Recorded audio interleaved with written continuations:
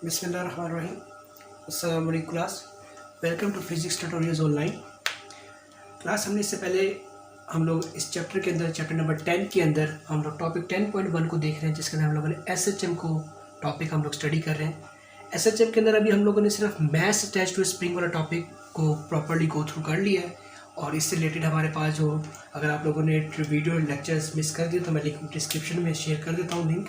उस लिंक को जाकर एक दफ़ा प्रॉपर्ली देख लें कि मैस अटैच टू स्प्रिंग कैसे एसएचएम को फॉलो करता है। अगर आप लोगों ने ये वाला लेक्चर मिस कर दिया है तो आपको बॉल एंड बॉल सिस्टम को समझने में इश्यूज आ सकते हैं, बिकॉज हम लोगों ने मैस अटैच टू स्प्रिंग के अंदर दो रिलेशंस को हम लोगों ने ड्राइव किया था, जो कि हम लोगों ने पॉइंट नंबर 4 हुक्स लॉ का लगाया था, और हुक्स लॉ से हम लोगों ने पहला रिलेशन और देन ये यूजिंग न्यूटन सेकेंड लॉ दूसरा रिलेशन ड्राइव किया हुआ है।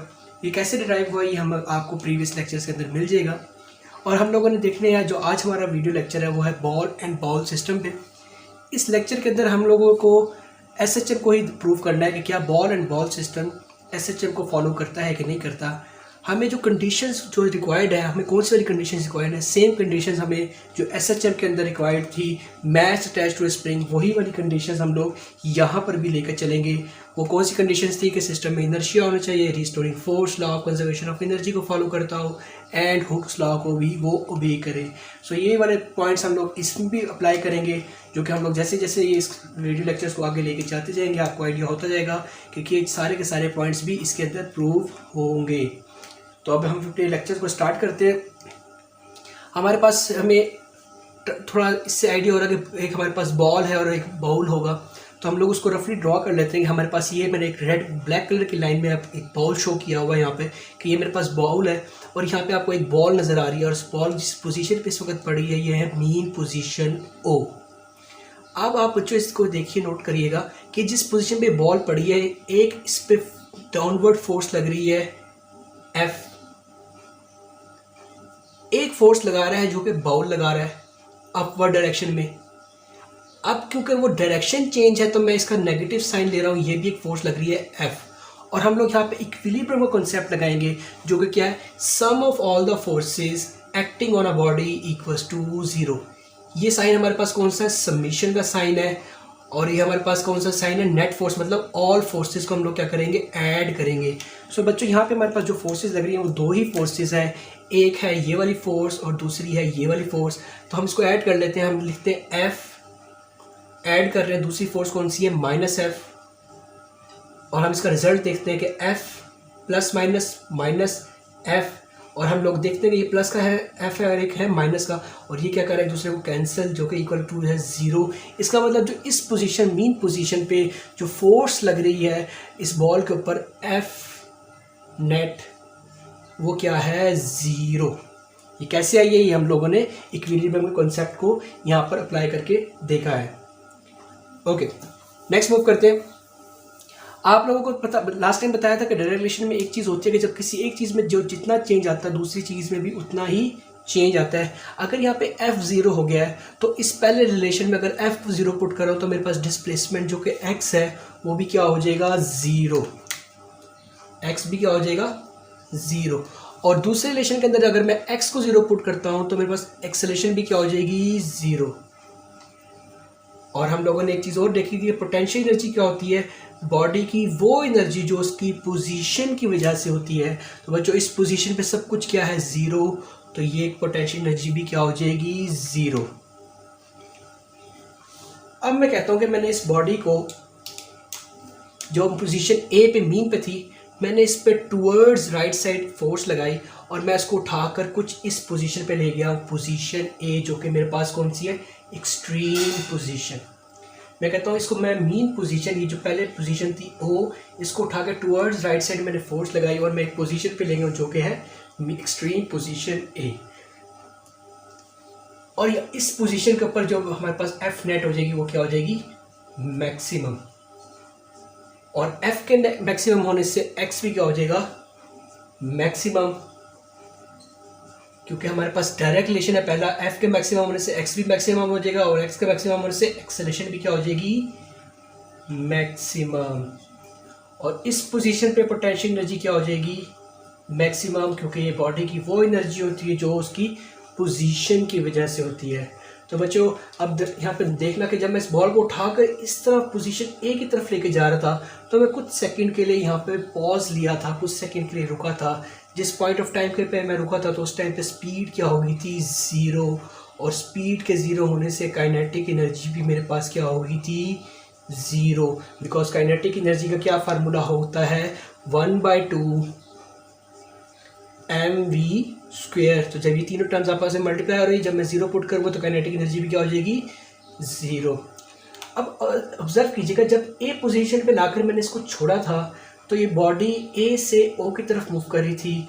ए पे इसकी क्या थी, स्पीड 0। तो जब ये ओ से ए की तरफ मूव करेगी तो इसकी स्पीड क्या हो जाएगी, इंक्रीज होना स्टार्ट हो जाएगी। कैसे, यहाँ पे मैंने पकड़ के इसको, जब मैंने इसको यहाँ पे पकड़ा हुआ था, जब मैंने इसको छोड़ा तो अब क्या होगी, 0 से 1 2 3 4 अप टू सो ऑन, और मीन पे की क्या हो जाएगी, मैक्सिमम। इसका मतलब क्या हुआ कि हमारे पास जो स्पीड है मीन पोजीशन पे आते वक्त क्या हो जाएगी, मैक्सिमम। और स्पीड के मैक्सिमम होने से काइनेटिक एनर्जी भी क्या हो जाएगी, मैक्सिमम। सो ये चीज़ हमारे पास क्या हो रही होंगी जब बॉडी एक्सट्रीम से मीन की तरफ मूव करेगी। ओके तो स्टूडेंट्स, अब यहाँ पे एक चीज़ देखिएगा आप लोग कि जब बॉडी हमारे पास जो बॉडी है ए से ओ की तरफ आ जाएगी तो वो ओ पर आकर स्टॉप नहीं होगी, बल्कि कहाँ चली जाएगी, बी पोजीशन पे। जब ये बी पोजीशन पे पहुंच जाएगी तो आप लोग यहाँ पे एक चीज़ नोट कीजिएगा कि जब हमारे पास ओ पोजीशन पे आके क्या हो रहा था, एक्सेलेरेशन इसकी क्या हो गई थी, 0। मतलब क्या कि जब बॉडी ए से ओ की तरफ पहुंच जाएगी तो उसकी एक्सेलेरेशन क्या हो जाएगी, डिक्रीज हो जाएगी। मतलब क्या है, कम हो जाएगी। लेकिन ये ओ पे आकर रुक नहीं रही ड्यू टू इनर्शिया। ये कहाँ मूव कर गई है, बी पोजीशन पर। इसका मतलब क्या है कि ओ से जब बी की तरफ मूव करेगी तो इसकी एक्सेलरेशन क्या हो जाएगी, इंक्रीज हो जाएगी। तो मैं यहाँ पे चेंजेस लिख देता हूँ। यहाँ पे क्या चेंजेस आएगी कि जब बॉडी ओ से बी की तरफ मूव करेगी तो इसकी एक्सेलरेशन क्या हो रही होगी, इंक्रीज, और होते होते कहाँ तक पहुँच जाएगी, मैक्सिमम। और एक्सेलरेशन के मैक्सिमम होने से डिस्प्लेसमेंट भी क्या हो जाएगा, मैक्सिमम। और डिस्प्लेसमेंट के मैक्सिमम होने से फोर्स भी हमारे पास जो लगने वाली एफ नेट होगी वो भी क्या हो जाएगी, मैक्सिमम। और हम लोगों ने एक चीज़ देखी हुई है कि जो पोटेंशियल एनर्जी होती है बॉडी की वो एनर्जी होती है जो ड्यू टू इट्स पोजीशन होती है, और इस पोजीशन पे सब चीज़ें मैक्सिमम होने से क्या हो जाएगी, पोटेंशियल एनर्जी भी मैक्सिमम हो जाएगी। एंड सिमिलरली बी पोजीशन पर जाकर एक कुछ देर के लिए क्या होगी, स्टॉप होगी। जिस पॉइंट पे वो स्टॉप हो जाएगी उस टाइम पे स्पीड क्या हो जाएगी, 0। एंड उस पोजीशन पे ऊपर काइनेटिक एनर्जी भी क्या हो जाएगी, 0। सो ये हमारे पास चेंजेस थी ए से ओ और ओ से बी की तरफ।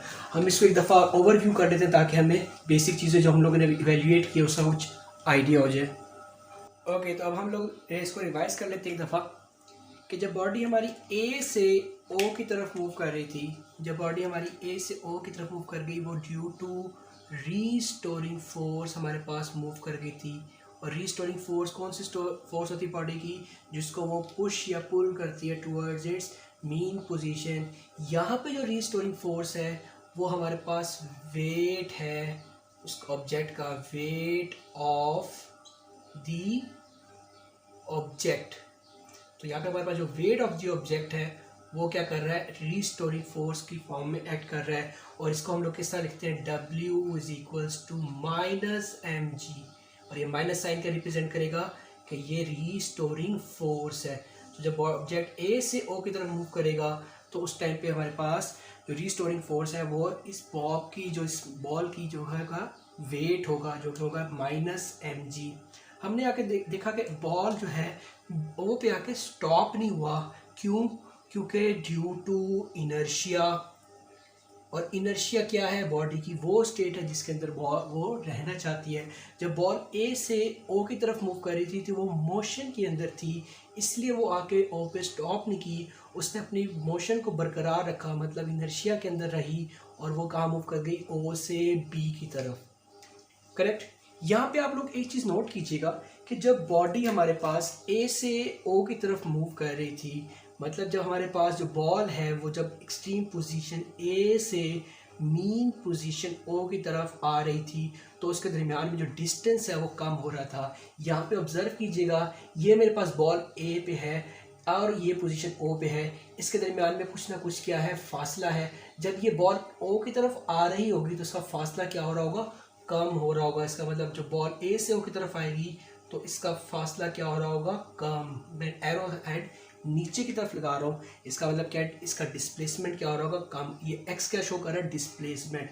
सिमिलरली अब बॉडी ओ पे आ गया, ओ पर आने पे इसकी डिस्प्लेसमेंट क्या होगी, ज़ीरो। अब जब ये ओ से बी की तरफ जाएगी तो इसका फासला दोबारा से क्या आएगा, बढ़ेगा। इसका मतलब इसका डिस्प्लेसमेंट क्या हो रहा है, इंक्रीज हो रहा है। तो ओ से बी की तरफ इसका डिस्प्लेसमेंट क्या हो रहा होगा, इंक्रीज हो रहा होगा। सो ये एक आप लोगों ने चीज़ को यहाँ पे मैं हाईलाइट करना चाह रहा था, जो कि आप लोगों ने यहाँ पे बॉल एंड बाउल सिस्टम के अंदर देखा।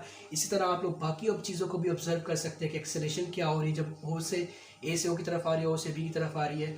सो ये हमारे पास टॉपिक था SHM। अब हम इसकी कंडीशंस को देख लेते हैं और इसकी कंडीशंस को 1 बाय 1 इस पर लगा के देखते हैं और हम लोग प्रूव करते हैं क्या ये हमारे पास SHM को फॉलो कर रही है कि नहीं। तो पहली कंडीशन क्या थी कि बॉडी का क्या होना चाहिए, इनर्शिया होना चाहिए। तो जब बॉडी ओ से बी की तरफ मूव की थी, वो इनर्शिया की वजह से मूव की थी, तो पहली कंडीशन हमारी सेटिस्फाई होती है। दूसरी कंडीशन क्या है, बॉडी के अंदर क्या होनी चाहिए, रीस्टोरिंग फोर्स। तो हम देखा था जब बॉडी ए से ओ की तरफ मूव की थी तो वेट ऑफ द ऑब्जेक्ट यहाँ पे एक्ट कर रहा था एज ए रीस्टोरिंग फोर्स। सो हमारे पास दूसरी कंडीशन भी क्या होती है, अप्लाई हो रही है और फुलफिल हो रही है। तीसरी कंडीशन में जाते हैं जो कि हमारे पास law of conservation of energy, जो कि क्या हमारे पास energy can neither be created nor be destroyed but it changes from one form to another. तो हम लोगों ने देखा था कि कभी काइनेटिक एनर्जी क्या हो रही थी, मैक्सिमम, तो पोटेंशियल क्या थी, ज़ीरो। कभी काइनेटिक ज़ीरो थी तो पोटेंशियल क्या थी, मैक्सिमम। एनर्जी अपनी फॉर्म को चेंज कर रही थी बट डिस्ट्रॉय नहीं हो रही थी। इसका मतलब जो हमारे पास तीसरा पॉइंट है law of conservation of energy, वो भी एप्लीकेबल है। लास्ट पॉइंट हमारे पास क्या है कि बॉडी को क्या करना चाहिए, सिस्टम में हुक्स लॉ को ओबे करना चाहिए। तो जी हाँ, हुक्स लॉ को भी ओबे कर रही है और हुक्स लॉ से ही हम लोगों ने इस रिलेशन को ड्राइव किया था और न्यूटन का सेकंड लॉ लगा कर दूसरा वाला रिलेशन। सो हमारे पास ये चारों की चारों कंडीशन यहाँ पे फुलफिल होती हैं। सो हम लोग एंड में लिख देंगे yes the motion of mass attach to a spring in ball and bowl system is in SHM. The motion of ball and ball system is in SHM. सो फिर वक्त के लिए इतना ही। वीडियो के एंड में आपको नोट्स मिल जाएंगे जो कि आपको इसको प्रॉपर रिटन फॉर्म में होंगे। इससे रिलेटेड आपको रिजल्ट्स का एक टेबल भी मिल जाएगा जो कि नहायत इंपॉर्टेंट है, वो भी आप लोग मार्क कर लीजिएगा। फिर वक्त के लिए इतना ही, मिलते हैं नेक्स्ट लेक्चर में। अल्लाह हाफिज़।